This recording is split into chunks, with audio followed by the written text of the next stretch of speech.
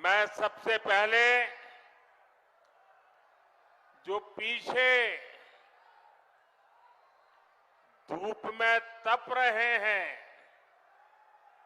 उन सब की क्षमा मांगता हूं। हम लोगों ने जो सोचा था वो पंडाल छोटा पड़ गया, मैदान छोटा पड़ गया और इसलिए जितने अंदर बैठे उससे ज्यादा लोग बाहर धूप में तप रहे हैं। जो धूप में तप रहे हैं,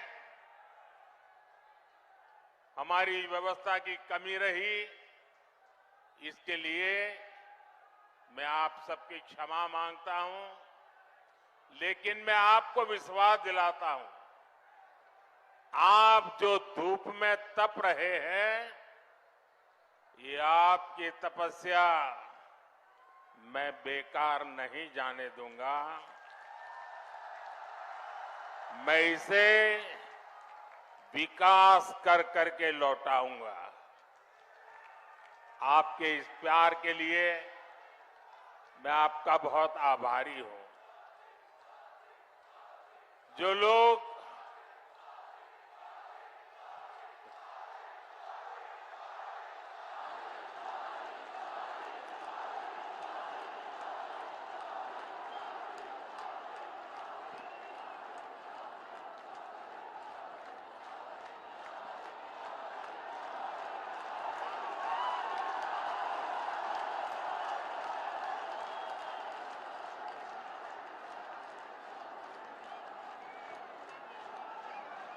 देवभूमि का यह आशीर्वाद, ये मेरी बहुत बड़ी पूंजी है।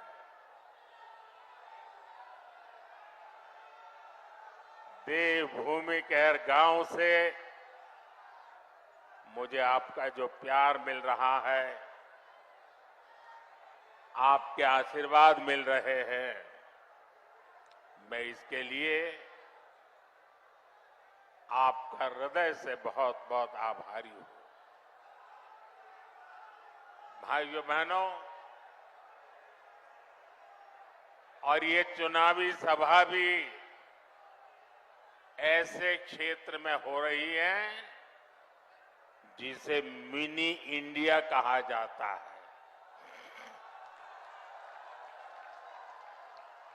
और एक प्रकार से ये देवभूमि के भी आशीर्वाद है और मिनी इंडिया के भी आशीर्वाद है। मैं जब भी उत्तराखंड की पवित्र धरती पर आता हूं, खुद को बहुत धन्य महसूस करता हूं। और इसीलिए ही मेरे दिल की गहराई से एक बात निकली थी और मैंने एक बार यहां कहा भी था, देवभूमि के ध्यान से ही, देवभूमि के ध्यान से ही मैं सदा धन्य हो जाता हूं। हाय भाग्य मेरा, हाय भाग्य मेरा, सौभाग्य मेरा, मैं तुमको शीश नवाता हूं। साथियों, देवभूमि उत्तराखंड के प्रति भाजपा का जो प्रेम है, जो अपनत्व है, वो जगजाहिर है। हमें उत्तराखंड को विकसित बनाना है, सबसे आगे लेकर जाना है और इसके लिए केंद्र की भाजपा सरकार कोई कोर कसर बाकी नहीं छोड़ रही है। बीते 10 वर्षों में जितना विकास उत्तराखंड का हुआ है उतना आजादी के बाद के 60-65 साल में भी नहीं हुआ है। आज उत्तराखंड हर प्रकार की आधुनिक कनेक्टिविटी से जुड़ रहा है। उत्तराखंड में भाजपा ने गरीबों को 85,000 पक्के घर बनाकर दिए हैं। उत्तराखंड में भाजपा ने 12 लाख घरों तक पानी का कनेक्शन पहुंचाया है। यहां भाजपा सरकार ने 5.5 लाख से ज्यादा शौचालयों का निर्माण कराया है। यहां की 5 लाख से ज्यादा महिलाओं को उज्ज्वला गैस मुफ्त गैस कनेक्शन दिया गया है। यहां करीब 3 लाख लोगों को स्वामित्व योजना के तहत उनकी प्रॉपर्टी के कार्ड दिए गए हैं। उत्तराखंड के 35 लाख लोगों के पास पहले बैंक में खाते तक नहीं थे। भाजपा सरकार ने 35 लाख लोगों के बैंक खाते खुलवाए हैं, उन्होंने बैंकों से जोड़ा। भाजपा सरकार ने उत्तराखंड के छोटे किसानों के बैंक खातों में 2,200 करोड़ रुपए से ज्यादा सीधे भेजे हैं। भाइयों बहनों, ये सूची बहुत लंबी है, लेकिन मैं इसमें आपका ज्यादा समय नहीं लेता। लेकिन इतने सारे काम कैसे होते हैं? जब नीयत सही होती है, जब नीयत सही होती है तो ऐसे ही काम होते हैं। और इसलिए मैं कहता हूं, नीयत सही तो नतीजे भी सही। साथियों, आप जानते हैं कि मोदी ने भारत को दुनिया की तीसरी बड़ी आर्थिक ताकत बनाने की गारंटी दी है। तीसरी बड़ी आर्थिक ताकत का मतलब है लोगों की कमाई बढ़ेगी, लोगों को नौकरी के अवसर बढ़ेंगे, गांव हो शहर हो सुविधा बढ़ेगी और इसका बहुत बड़ा लाभ ये देवभूमि मेरे उत्तराखंड को भी होगा। और आप जानते हैं, मोदी की गारंटी यानी गारंटी पूरा होने की गारंटी।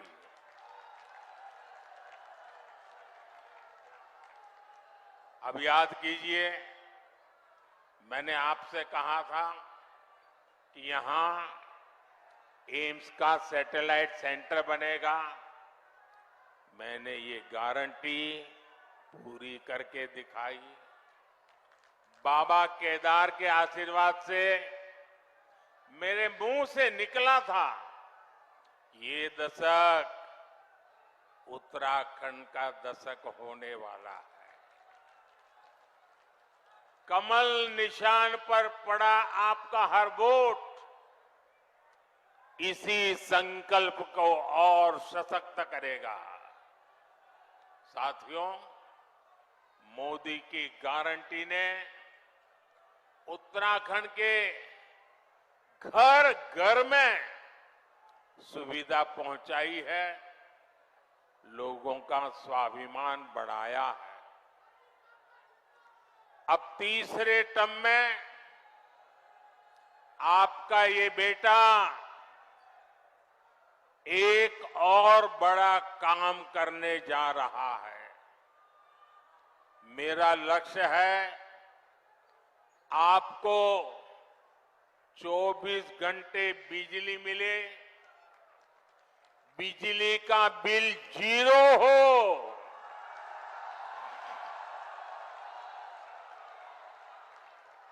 बिजली का बिल 0 हो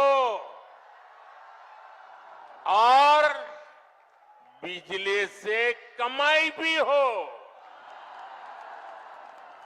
इसके लिए मोदी ने पीएम सूर्य घर मुफ्त बिजली योजना शुरू की है।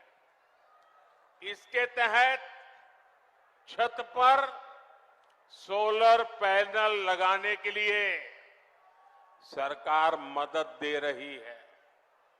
इससे जो एक मध्यम वर्गीय परिवार होता है, जिसके घर में 3-4 पंखे हो, एक आध 2 एसी हो, वॉशिंग मशीन हो, रेफ्रिजरेटर हो, एक छोटी सी इलेक्ट्रिक व्हीकल के चार्जिंग की बात हो, तो करीब करीब उसको 300 यूनिट बिजली खपती है। ये 300 यूनिट तो मुफ्त मिलेगी और जरूरत से ज्यादा जो बिजली होगी उसको सरकार खरीदेगी और आपको उससे कमाई होगी।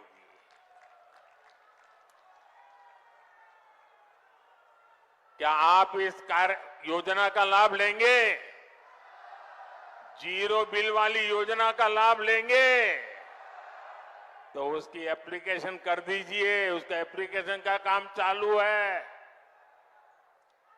आपके इस सेवक ने बहनों के लिए नमो ड्रोन दीदी योजना भी बनाई है। इसके तहत महिला स्वयं सहायता समूह को लाखों रुपयों का ड्रोन दिया जा रहा है। और हमारे लिए गर्व की बात है, गांव-गांव हमारी बहनें ड्रोन पायलट बन रही है। इसका भी बड़ा लाभ यहां देवभूमि मेरे उत्तराखंड की बहनों बेटियों को भी होगा। साथियों, आपको लगता होगा इतना सारा काम मोदी कर रहा है, घर घर कुछ न कुछ पहुंच रहा है, तो ये मोदी थकता क्यों नहीं है? ये मोदी रुकता क्यों नहीं है? अरे कोई और होता तो मौज करता। मोदी मौज करने के लिए पैदा नहीं हुआ है, मोदी मेहनत करने के लिए पैदा हुआ है। मोदी आपके लिए मेहनत करने के लिए पैदा हुआ है। और इसलिए मेरे भाइयों बहनों, ये जो 10 साल में हुआ है ना, पहले वालों से बहुत ज्यादा हुआ है। हर कोई मानता है, लेकिन मोदी नहीं मानता है। मोदी तो कहता है ये 10 साल में जो विकास हुआ है ना, वो तो सिर्फ ट्रेलर है, ट्रेलर। अभी तो बहुत कुछ करना है। अभी तो हमें देश को बहुत आगे लेकर जाना है और तब तक न रुकना है न थकना है। और अभी तो हमें ये हमारे उत्तराखंड को भी बहुत बहुत बहुत आगे लेकर के जाना है। मेरा प्रयास है कि केदारखंड की तरह ही मानस खंड से भी देश और दुनिया और अधिक परिचित हो। पिछले वर्ष मैं आदि कैलाश गया था, तब पूरे देश ने इस क्षेत्र के अद्भुत सामर्थ्य को देखा था। और अभी मुझे अजय जी बता रहे थे कि पहले तो आदि कैलाश को कोई जानता नहीं था।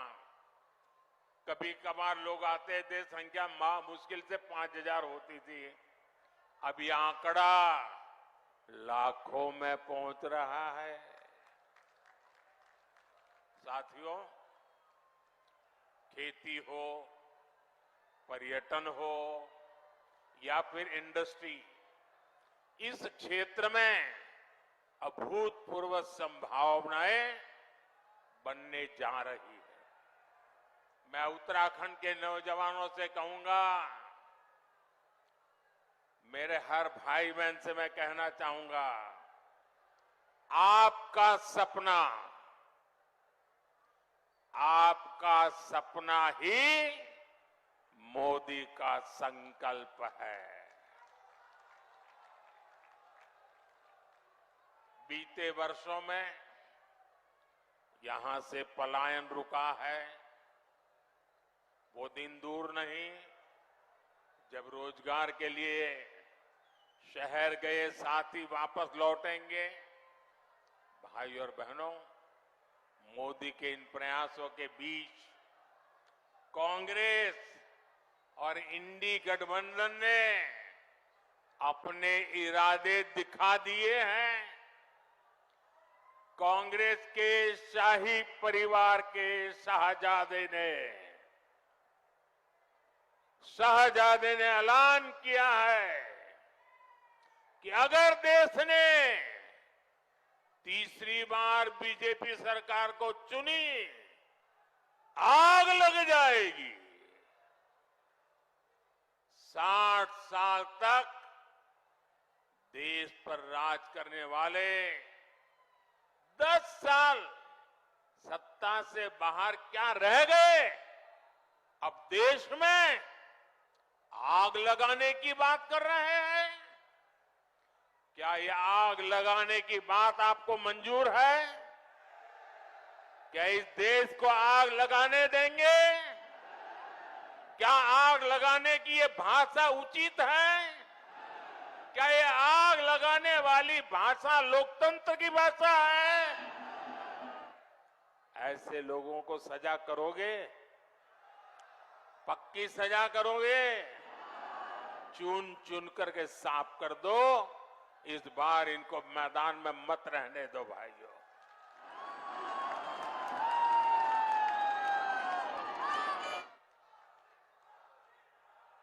इमरजेंसी की मानसिकता वाली कांग्रेस का भरोसा अब लोकतंत्र पर नहीं बचा है।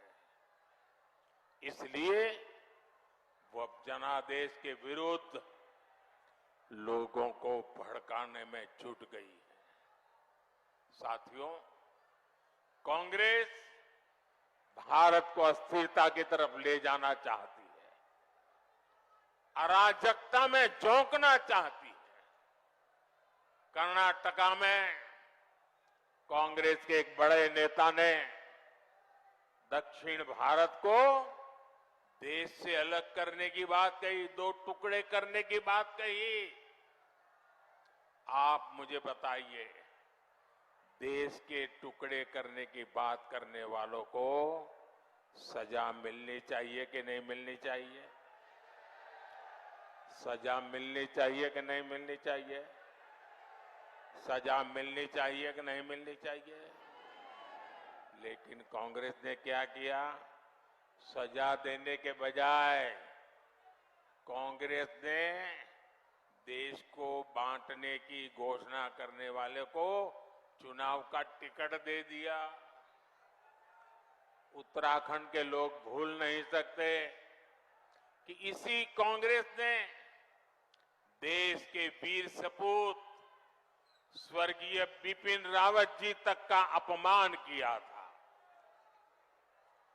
ऐसी कांग्रेस से देशभक्ति की भाषा, उनकी देशभक्ति की बातें किसी के गले उतरती नहीं है।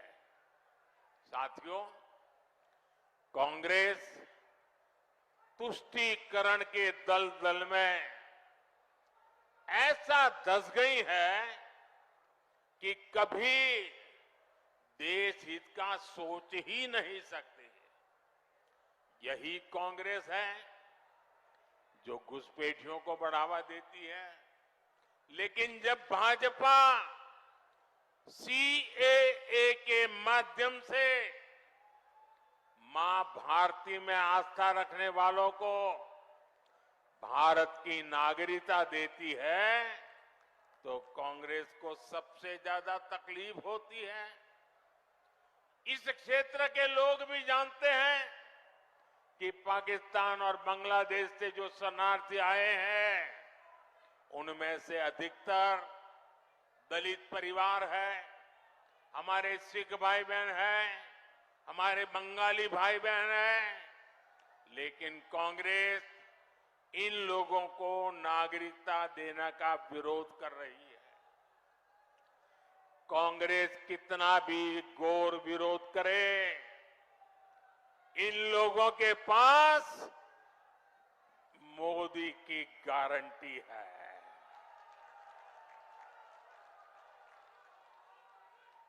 और मोदी की गारंटी यानी गारंटी पूरा होने की गारंटी। साथियों, इस धरती का संबंध तो गुरु नानक देव जी, गुरु गोविंद सिंह जी और उदासी संत गुरु रामराय जी से है। कांग्रेस ने देश का ऐसा बंटवारा किया कि गुरु नानक जी की उस पवित्र धरती हमसे छीन गई।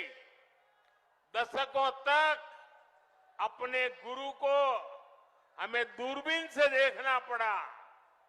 अब जाकर बीजेपी सरकार ने करतारपुर कॉरिडोर बनाकर लोगों की जिंदगी आसान की है। कांग्रेस कमजोरी न दिखा दी तो हमारी सीमाओं पर नजर डालने की किसी की हिम्मत न होती, इतने बड़े सीमा विवाद न होता।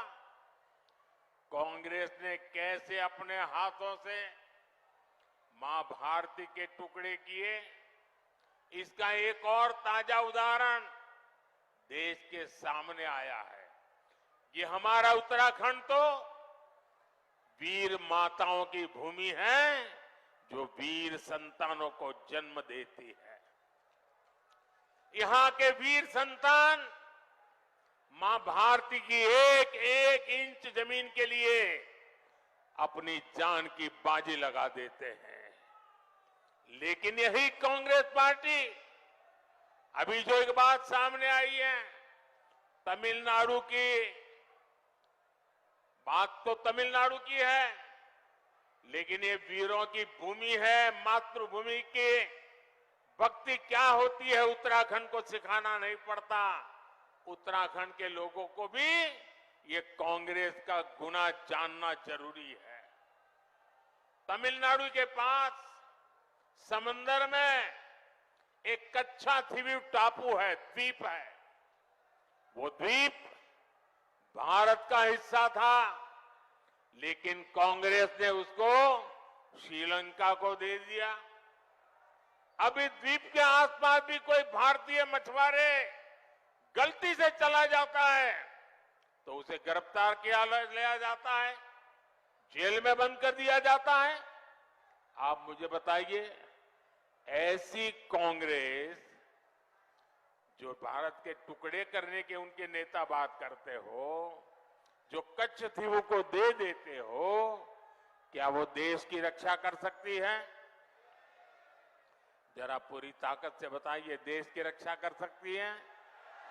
क्या कांग्रेस देश की रक्षा कर सकती है? भाइयों और बहनों, कांग्रेस ने तो देश के सीमावर्ती गांवों को भी देश का आखिरी गांव मानकर वहां विकास करना बंद कर दिया था। ये भाजपा की सरकार है जिसने सीमा किनारे बसे गांवों को देश का प्रथम गांव माना है, वहां तेज गति से विकास किया है। कांग्रेस की सरकार रहती तो आज भी पूर्व सैनिकों को वन रैंक वन पेंशन नहीं मिल पाती, लेकिन मोदी ने सैनिक परिवारों को गारंटी दी थी और इसे पूरा करके दिखाया। आज देश भर के सैनिक परिवारों को वन रैंक वन पेंशन के 1,00,000 करोड़ रुपए से ज्यादा मिल चुके हैं। इसमें से उत्तराखंड के भी हजारों परिवारों को लाभ हो रहा है। इसलिए ही मैं कहता हूं, नीयत सही तो नतीजे सही। साथियों, 24 के इस चुनाव में अब स्पष्ट रूप से दो खेमे बन गए हैं। एक तरफ हम लोग ईमानदारी और पारदर्शिता जनता जनार्दन के सामने लेकर के आए हैं। दूसरी तरफ भ्रष्टाचारी, परिवारवादी उनका जमावड़ा है। ये भ्रष्टाचारी मोदी को धमकी भी दे रहे हैं, भ्रष्टाचारी बचाओ। आप मुझे बताइए, भ्रष्टाचार हटना चाहिए कि नहीं हटना चाहिए? भ्रष्टाचार हटना चाहिए कि नहीं हटना चाहिए? भ्रष्टाचार से मुक्ति मिलनी चाहिए कि नहीं मिलनी चाहिए? भ्रष्टाचारी जेल जाने चाहिए कि नहीं जाने चाहिए? भ्रष्टाचारियों को सजा होनी चाहिए कि नहीं होनी चाहिए? ये देश की आवाज है और मोदी आपकी हर आवाज को सुनता है और उसके लिए ताकत भी लगा देता है। लेकिन साथियों, मुझे कितनी गालियां दी जाए, कितने ही आरोप लगाए जाए, मोदी इनकी गालियों और धमकियों से डरने वाला नहीं है।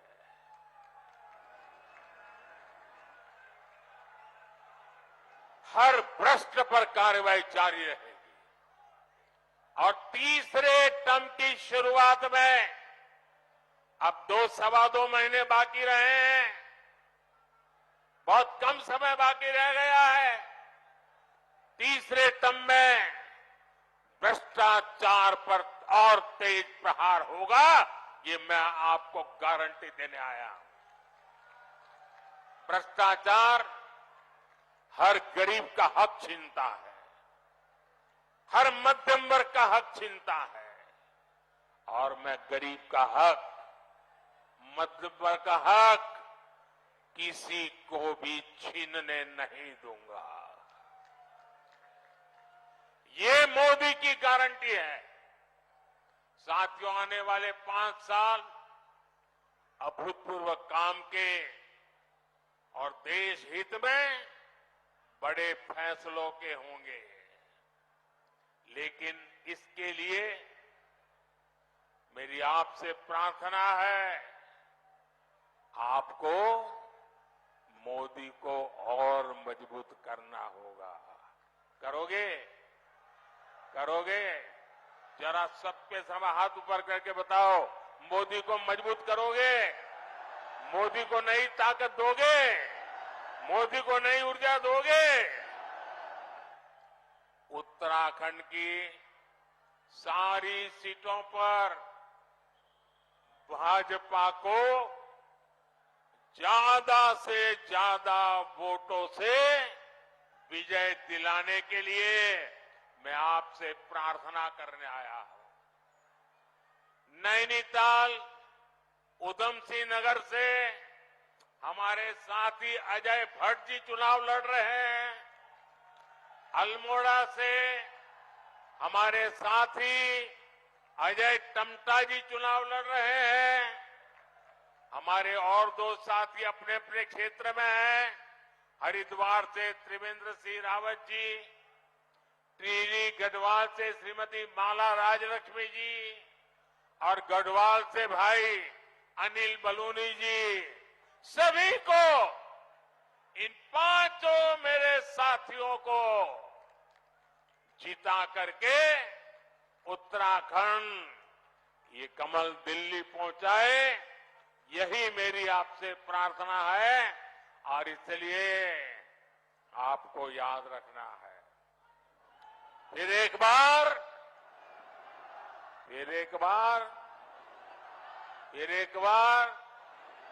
4 जून 4 जून। अच्छा, मेरा एक और काम करोगे? मेरा एक काम करोगे? ऐसा नहीं, हाथ ऊपर करके बताइए, करोगे?